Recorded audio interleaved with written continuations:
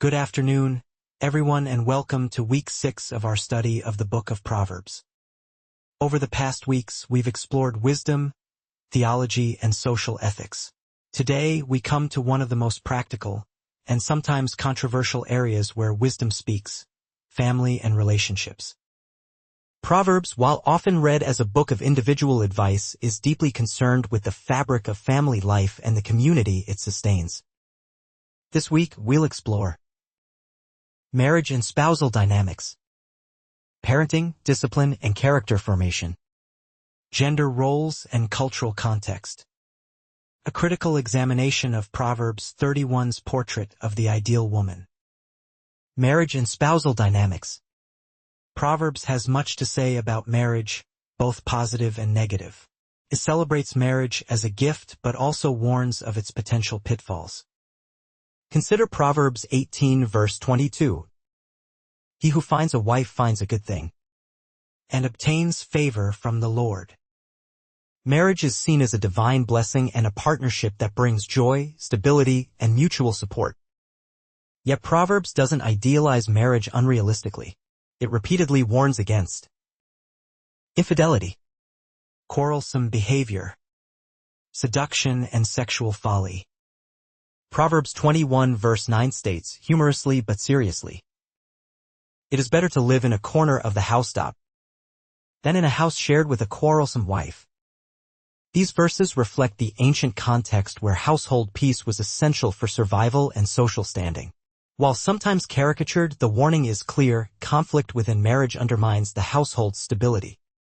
Sexual faithfulness is also a strong theme. Proverbs 5 warns vividly against adultery. Drink water from your own cistern, flowing water from your own well. Marriage is presented as both emotional and physical fidelity, and it's a safeguard for personal integrity and community health.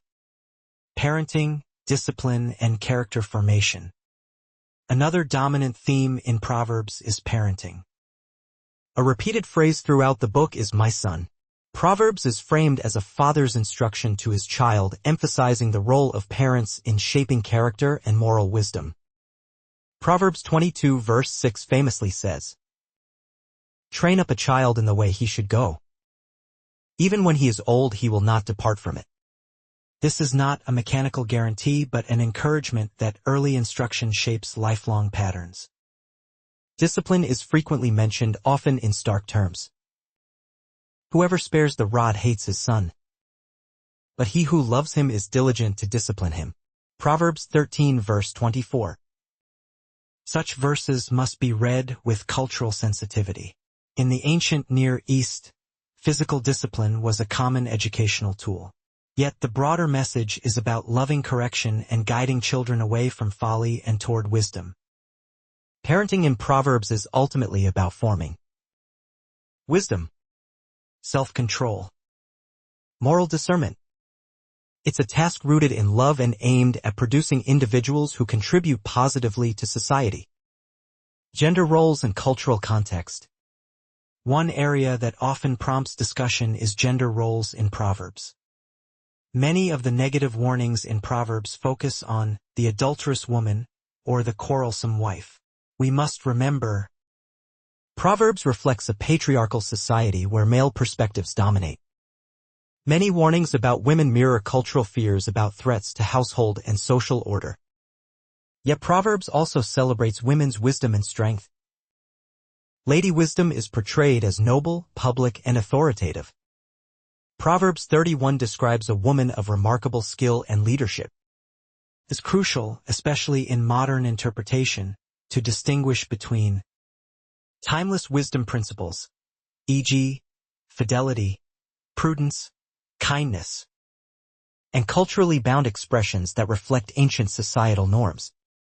This helps us read Proverbs faithfully while applying its wisdom in ways that honor the dignity and gifts of both men and women today. Finally, we come to one of the most famous and sometimes intimidating passages of Proverbs 31 verses 10 to 31. This acrostic poem describes the woman of valor, Eshe Chale. She manages her household with wisdom, trades and engages in commerce, provides for the poor, speaks with kindness, is praised by her husband and children.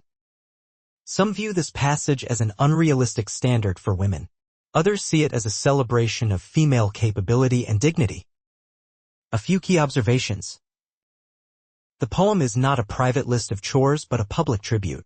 It's a poetic way to honor all that a wise and virtuous woman contributes to her family and society.